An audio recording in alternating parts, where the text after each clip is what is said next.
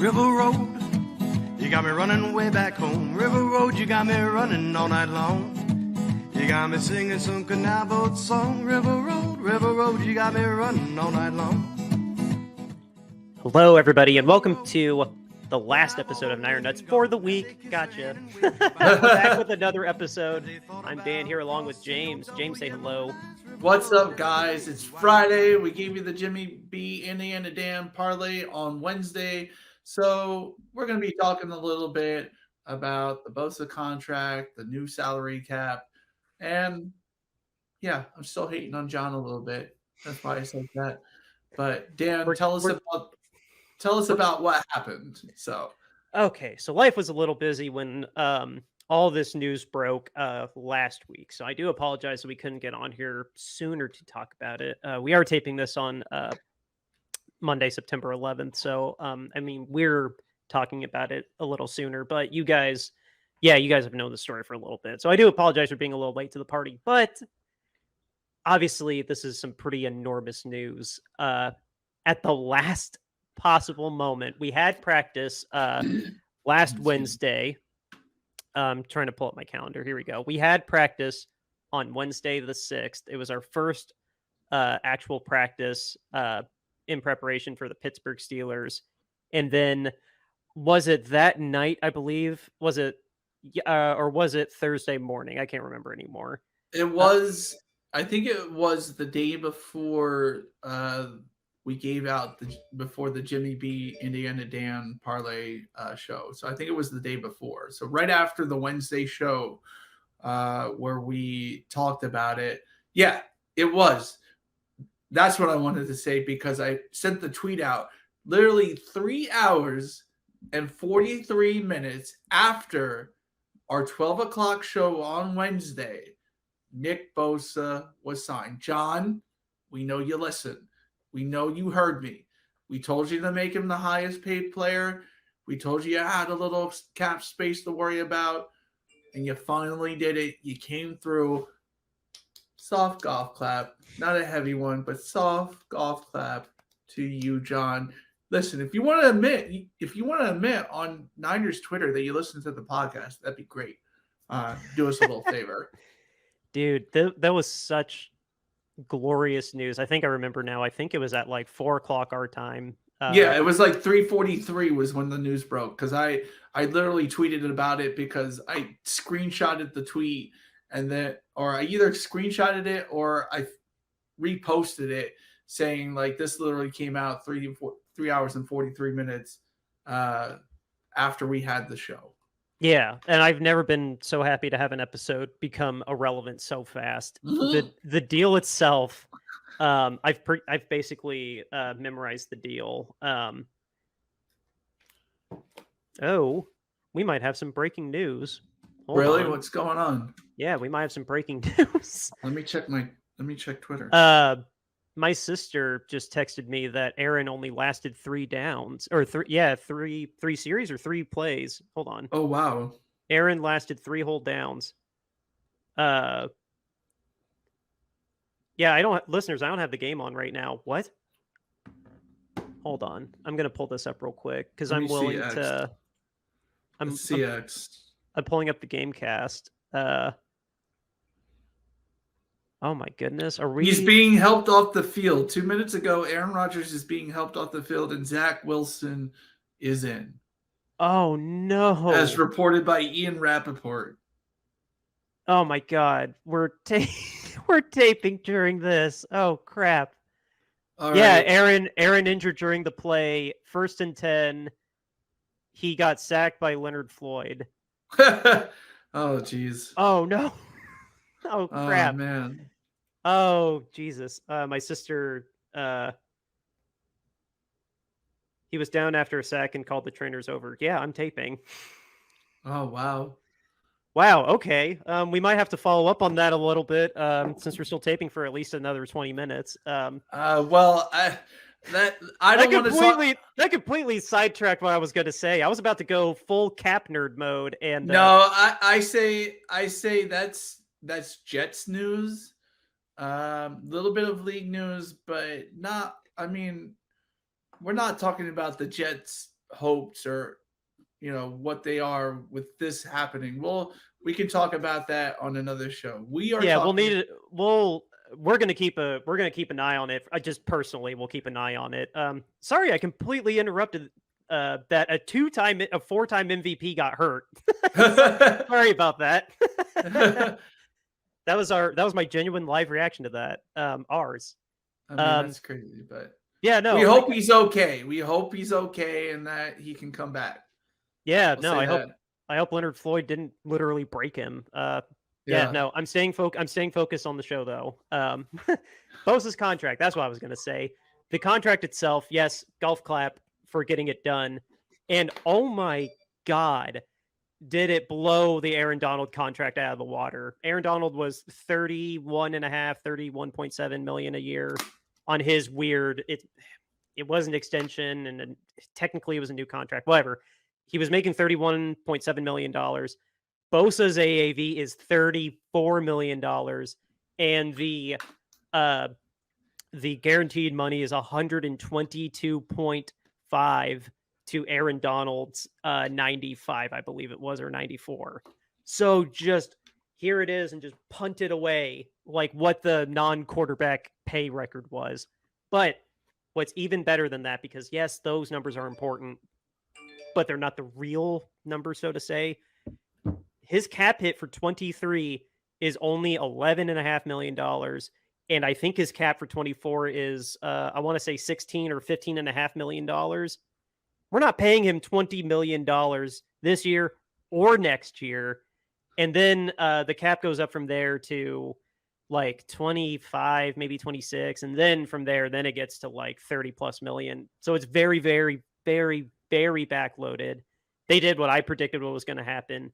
A lot of player options, which is just another form of guaranteed payment, basically another form of signing bonus. The actual signing bonus too was $40 million. That's being prorated over 5 years. They did some serious cap magic. If you're a cap nerd like me, when those details finally came out, I think 2 days ago, I think they came out on the 9th or the 8th. Really fascinating the way they backloaded all this. But not only that, not only is he only counting $11.5 million this year, we also restructured 3 contracts. We've gotten the contract restructure out of George Kittle, Arik Armstead, and Trent Williams. George was going to make $18 million this year. His salary is only like $1.8 million, I think. Arik went down tremendously, and Trent Williams went down tremendously too. They were both scheduled to make over $20 million, like 23, 25, something like that. Now they're both under 15 as well. So in total, with all that, Nick Bosa's signed. He's getting paid just over $10 million. And all these other guys pushed money down the line. They didn't lose any money. They just pushed it down the line with void years.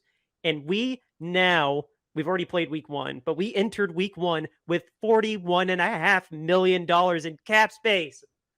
Dude. We went from having one of the worst cap situations in the league to literally having the best. And this gives us options. I am copying a little bit. I'm copying the enthusiasm of David Lombardi because he's an amazing cap nerd like I aspire to be. If we don't use any of this money this year and just stay the status quo, we can have that carry over into next year.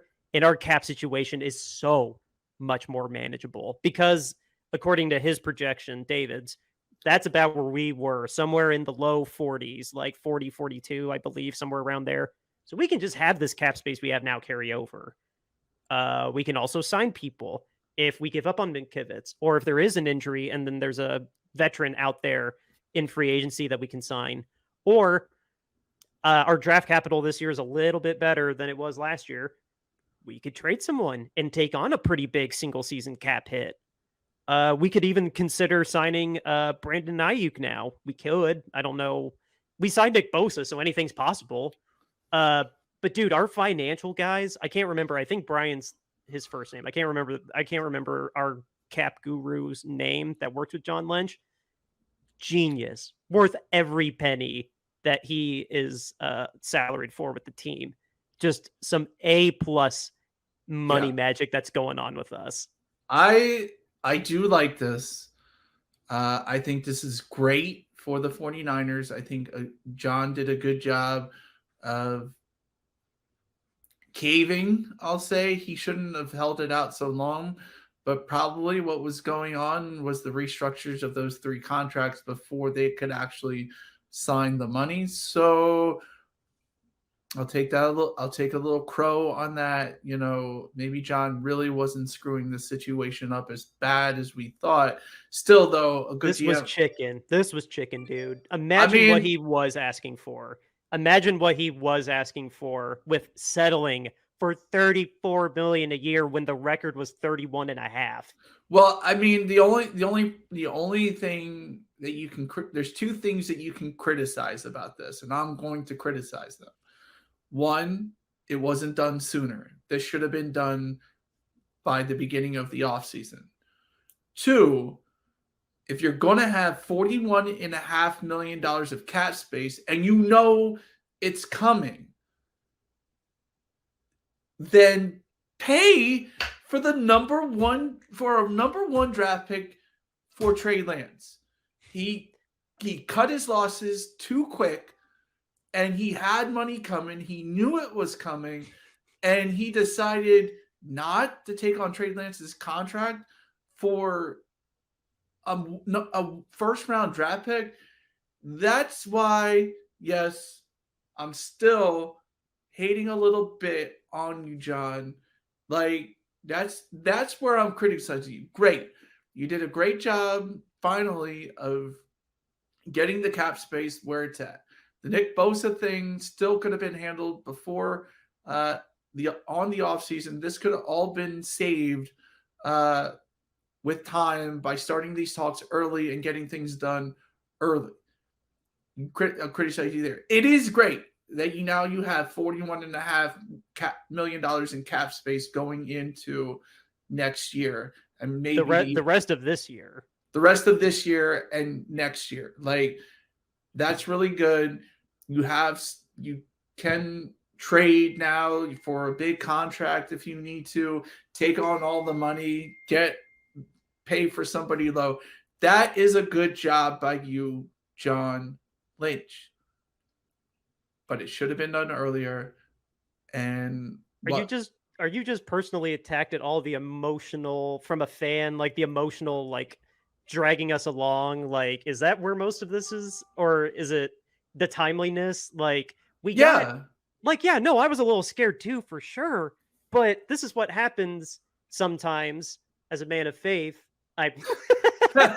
Sometimes your faith gets rewarded, but you have to go through a little bit of a test. Hey, we're back. Sorry about that, folks. Sorry, my dog needed to go to the bathroom and my wife needed wine.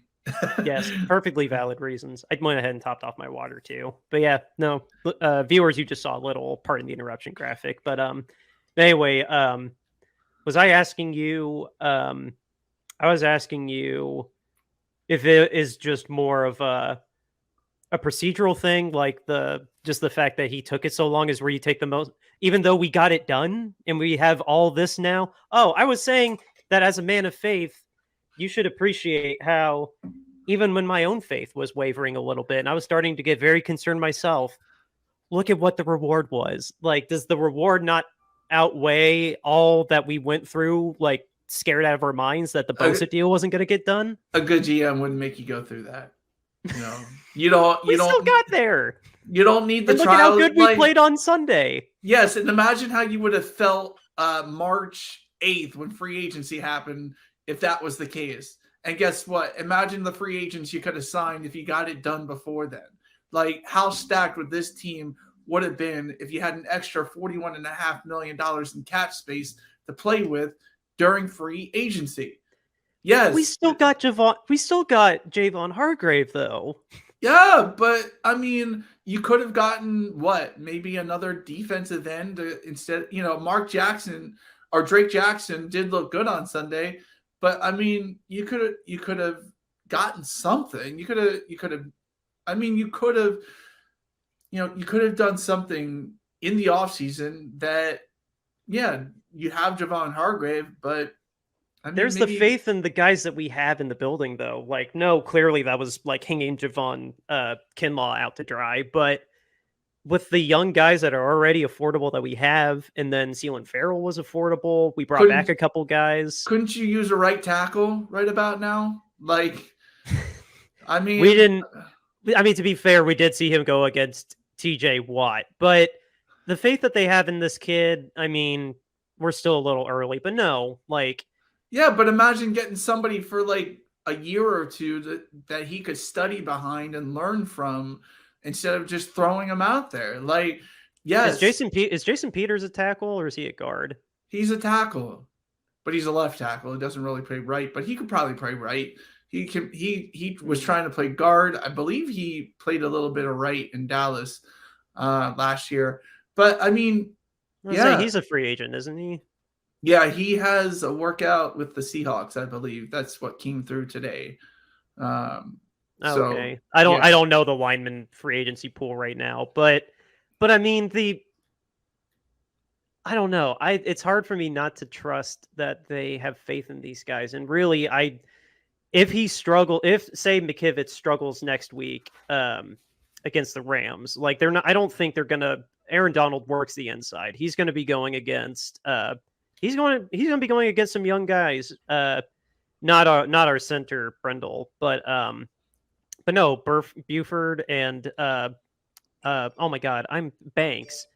They held their own against him last year, and they're only going to be better now. But he's not going to be on the inside. They don't have. I don't think they have a rusher nearly as dominant as TJ Watt. So we'll see how he handles next week. Tackle definitely is a position we need to worry about, though. I don't know what the other tackles out there are like, but at the same time, if that's the worst thing that we have going for us right now, I mean, I think we're not in a bad spot, honestly. Our defensive back pool looks really good. Womack's really young, but he's not a starter. Avery Thomas got his crap together.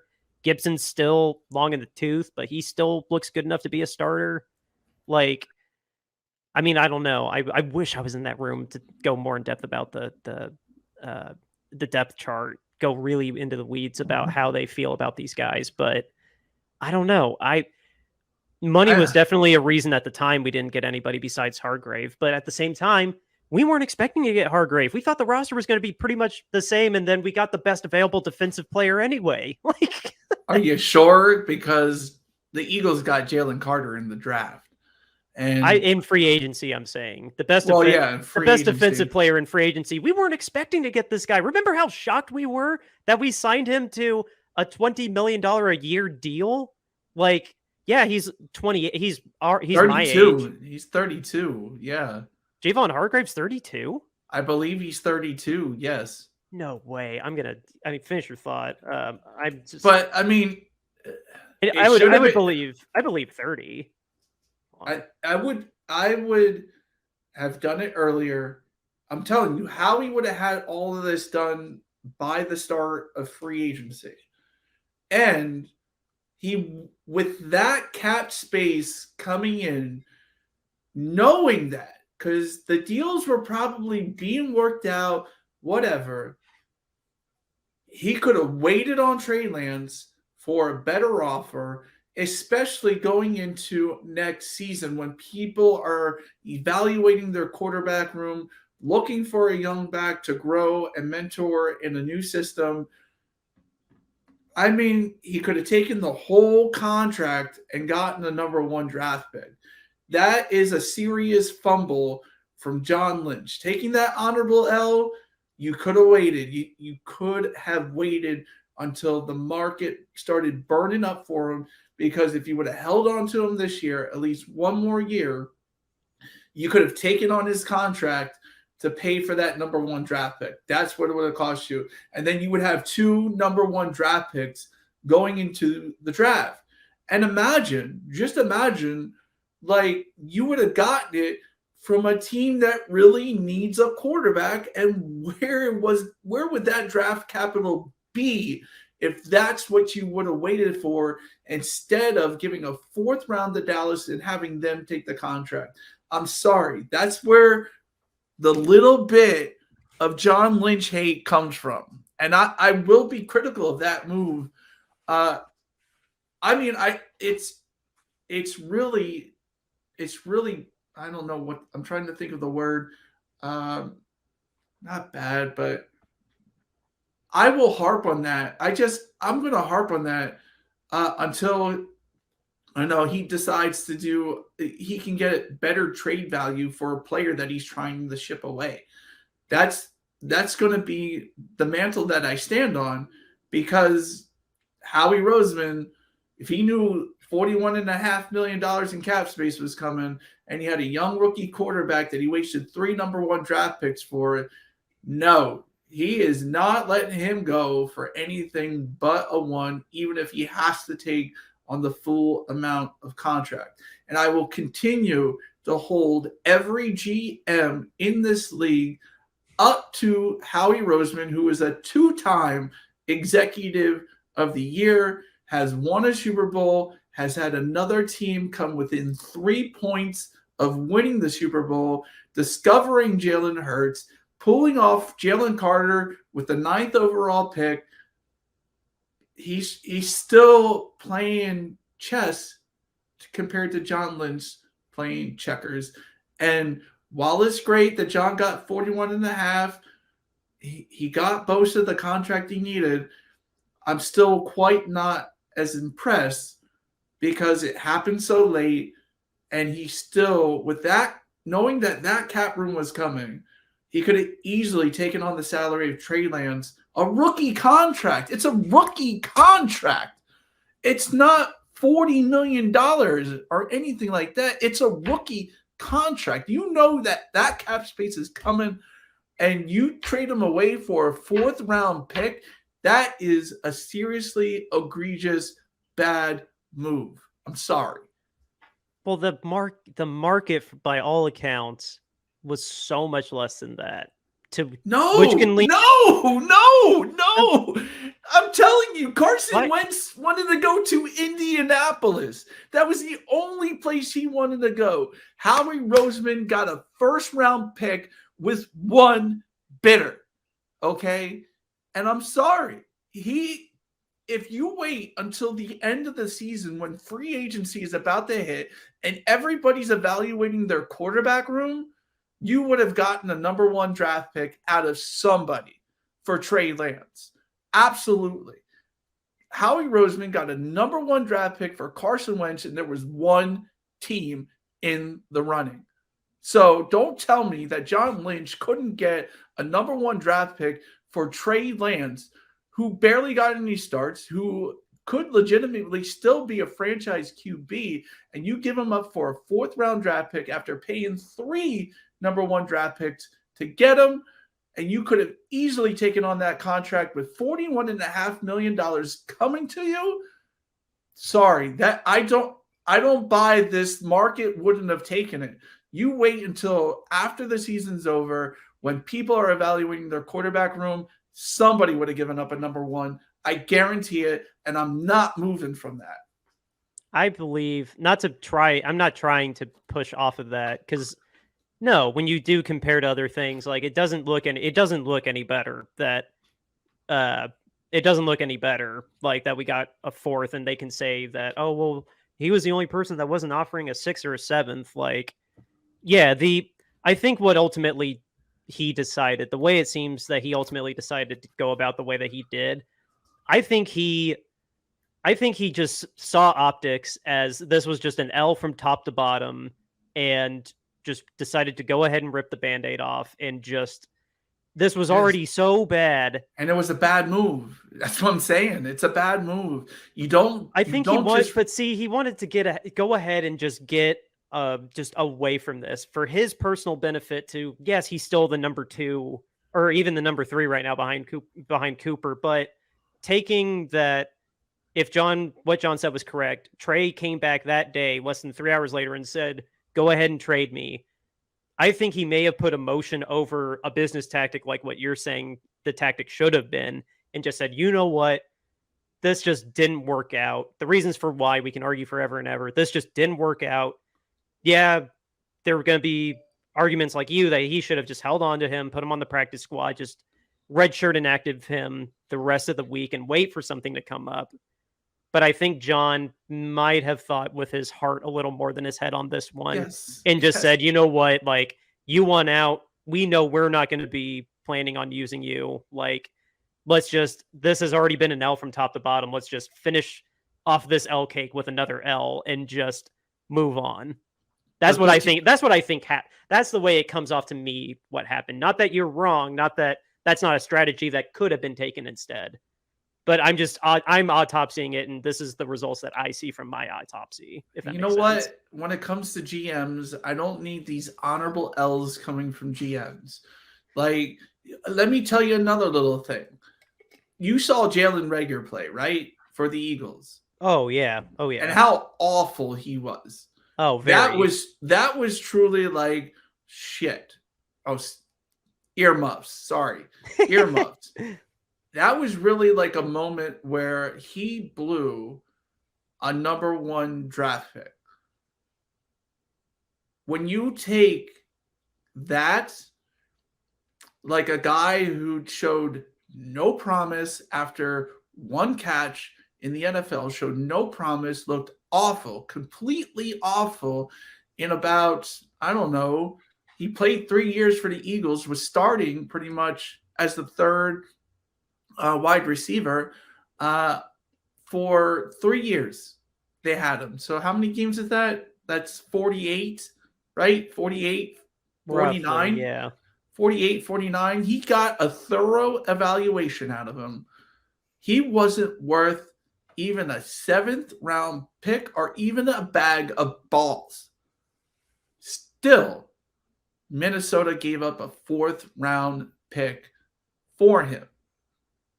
So, sorry, like even a tough L like that, he got really good value out of a player who is now not on an NFL roster. Did he not sign to a practice squad? I know no. Okay, I thought he signed to a practice squad. He may have, but he is not on an active roster at all. He's not making. Yeah, the bigger point. No, you're right. He's not making an impact in any way. And Trey Lance played how many games? Oh, 5. Yes, he played 5 games. So nobody knows what this kid can do. It's easy to sell Trey Lance on what he could be, and we'll take the contract, but we want a number 1 draft pick for it. That's really a good deal to anybody, say from 15 to 19 or maybe even 13 to 19th in the draft who needs a quarterback. It's an easy deal to make if you hold him on to the regular season, if you hold on to him just enough to get real offers. And that's on John, especially with $41.5 million coming in salary cap space. Well, I don't know if we'll know how inevitable that money was. Like, maybe they wouldn't have signed the restructures without Bosa signed first. Maybe that was a condition of it. I understand where you're. No, there's no argument that I can make. There's only what speculation that I can think. Like, we'll never know unless John doesn't tell all book. It's a valid argument. Your GM is awesome. Like, Roseman really is a great GM. I like to still think that my GM is great too.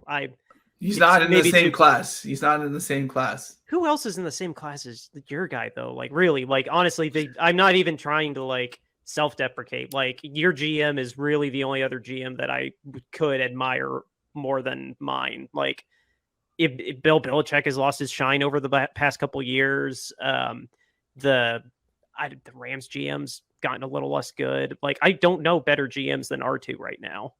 Yeah. I mean, maybe Miami's GM.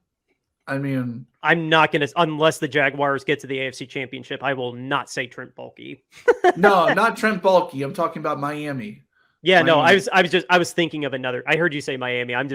Jaguars came into my head, and it's Trent Baalke, and I'm not going to say his name unless they get to at least to the AFC Championship. Right. And that's a good and fair point to bring up. That's a personal gripe on my end, I'll admit. But look, Miami's GM is really good. Yeah, he got 2 number ones added, switched ones for trade lands, and turned it into Tyreek Hill. No, it's even. Oh, sorry. I was going to say, be sure to say all 3 players that they turned them into. They turned them into Tyreek Hill. Was it Jalen Waddle? Yep. And then Jalen Ramsey? No, Chubb. Oh, Nick Chubb. Not not Nick Chubb. The edge, is that his name? The edge rusher? Bradley Chubb. Bradley Chubb. Okay, not Nick Chubb. Bradley Chubb. I was saying Nick Chubb is still chugging away in Cleveland. Yeah, I was gonna say, but I mean, yeah, the Miami GM definitely won that trade. Yes, I can't make any excuses for that. They use that draft capital really well.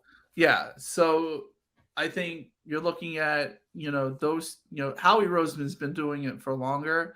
So you have to put him at number 1. But if you're going to give me a number 2 GM in the league right now, it's Miami's GM. He negotiates as hard as a GM as Nick Bosa and Joe Burrow's agent argues as an agent. Dude, You want to talk about somebody swimming in cash and just living their best life right now? Oh my God. I don't know who else he represents, but I don't think it matters with the payday he got from both of them. Yeah, I mean, I can't imagine who. I mean, he got the highest paid defensive player in the NFL and the highest paid player in the NFL, and those are, once again, Howie Roseman looks like a genius for getting it done early. Jalen Hurts, the first one to sign, got him the sign, and then everybody fell after that. That's what good GMs do. They get ahead of the game. They don't wait. They don't tinker around. They don't drag their feet. They get it done early. But see, that's a thing. Jalen might have been cool with being the one to start the domino fall.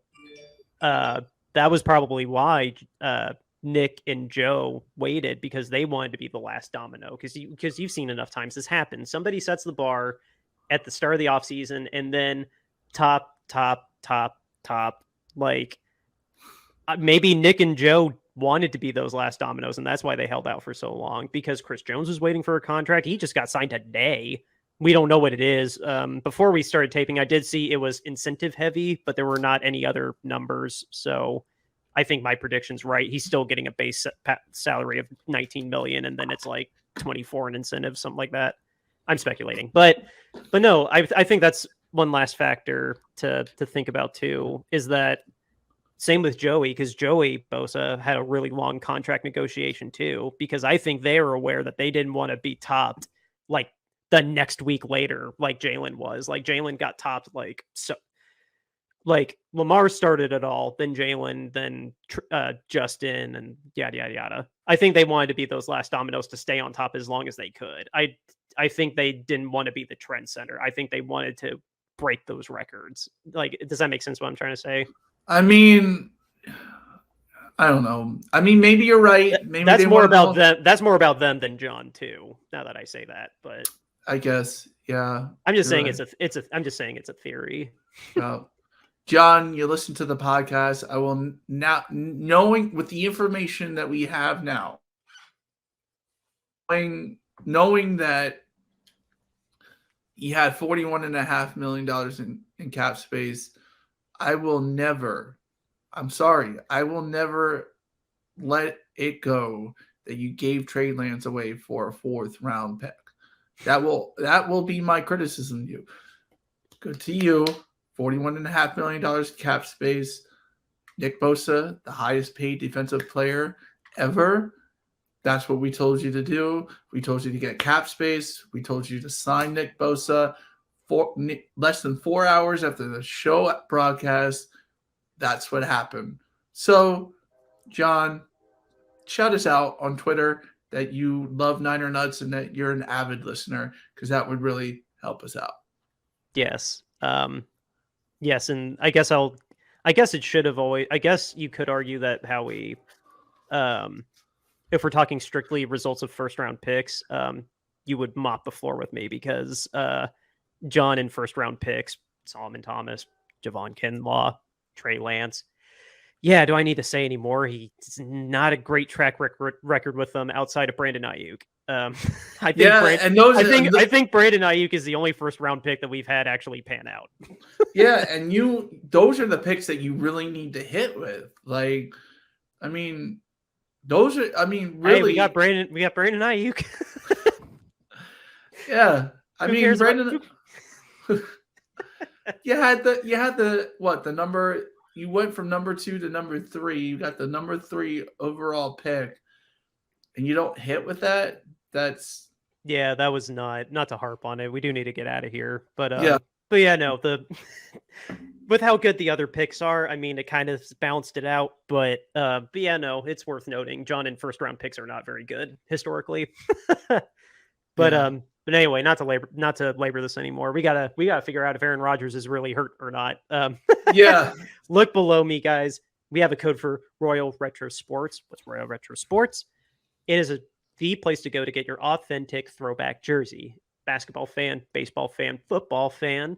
If you want to rock something that will get you to stand out in the crowd, if you want to throw it back to the good old days when your team might have been better than they are now, go to royalretros.com and use the code Shady Sports for 10% off your entire order, not just one item. It goes across your entire order.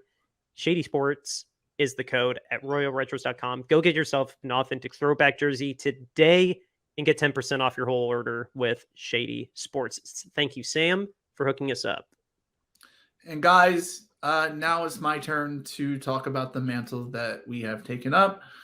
Recently, in the last month, we have heard 2 owners acting very badly. Our very owner here for the Niners, Jed York, CEO, I should say, basically insider trading from a very, very awful company. The NFL knew about that, presumably, for 2 years. We tracked the dots, and we believe with full confidence that we can say the NFL knew for about 2 years on that one. And then we have the Houston Texans minority owner who is charged with some very serious sexual charges, 6 counts of sexual assault charges, a couple different kinds, very serious, happened in Kentucky. That's where the charges have been filed, and he is going to stand trial unless he makes some sort of plea deal. NFL knew about that for 3 months, never reported on it until independent reporting agencies reported on both of these owners. And we all know if that was a player, NFL would have said something the very next day.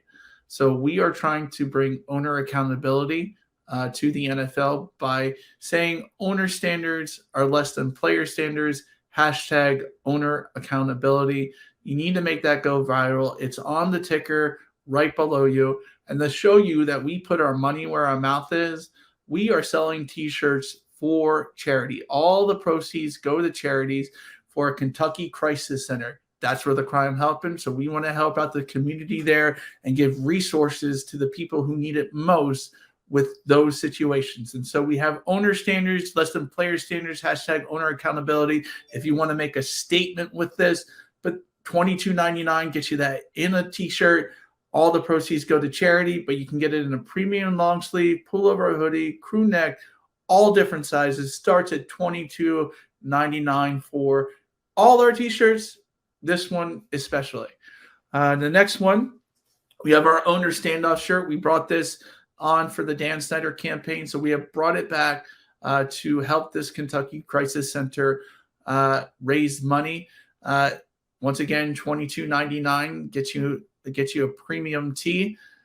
Next, we have our Niner Nuts podcast art. You'll find this on Spotify or wherever you listen to podcasts. This will be the art on there. $22.99 gets you that in a t-shirt. Then we have the alternate Niner Nuts logo with peanuts, the field goal. This is a great shirt, guys. I own this shirt, $22.99 premium unisex tee to help a crisis center in Kentucky. And finally, we have our official mascot.